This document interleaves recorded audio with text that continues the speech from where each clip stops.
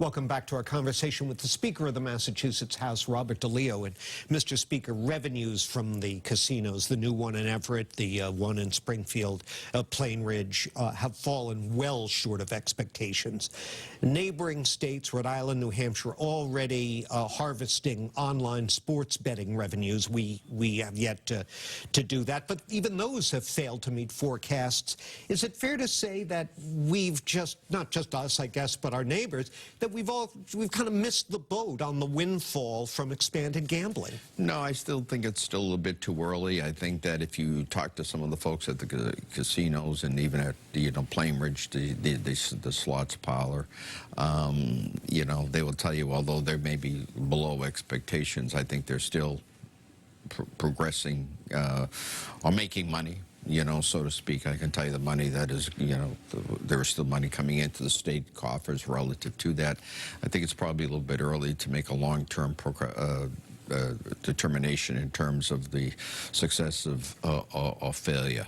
You can't be happy with what you're seeing, though. No, obviously I'd like to do better, but I am happy in terms of the thousands and thousands of jobs, which was important, at least for me, in terms of what's going on. I think especially I can see it in Springfield. They tell me that it's helping the economy greatly to see a lot of folks who may not be working who are back to work, and the same with Encore in terms of putting people back to work. And again, talking to the folks at Plain Ridge, they tell me the same thing. Well, Mr. Speaker, the New Hampshire primary is right around the corner here, and then less than a month after that, we vote here in Massachusetts on Super Tuesday. I know that you have followed that with great interest, and surely you've decided who you're going to endorse. Surely I haven't. Which I know. All right, who's in the mix? Obviously, I mean, folks like yourself and others obviously show a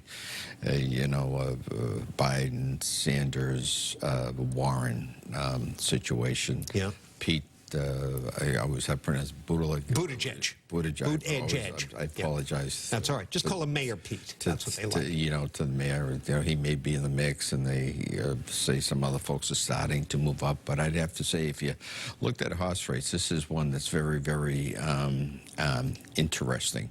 When people talked about the fact that there were so many candidates originally in the field, I think we're starting to see the dwindling, and I think that that's where the Iowa and New Hampshire becomes so important, because I think that may really start to separate even more so one way or the other. Have any of them reached out to you?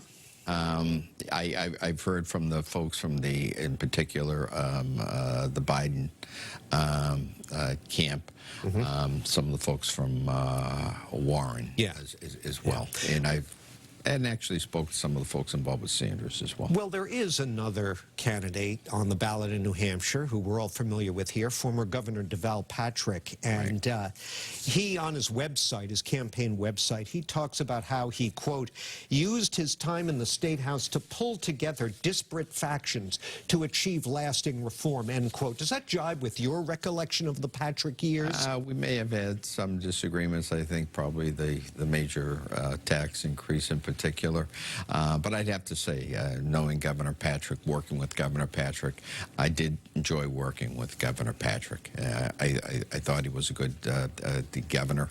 And although, look, when you're the Speaker of the House, Senate President, Governor, you're going to have disagreements in terms of views. But I think bottom line, I think we got some major things done under his administration here in Massachusetts. But you won't be endorsing him, though. But at least of right now, I'm not involved with the endorsement process. Mr. Speaker, it's way too brief a time to get into everything I'd like to with you, but perhaps you could come back again soon. I'd love to. We'll dig into more. I'd love to. Good to see you. Thank you very much. Good to see you. Have some fun with that grandchild. Oh, you bet I will. You bet I will. Thank you. House Speaker Robert DeLeo, that's all my time.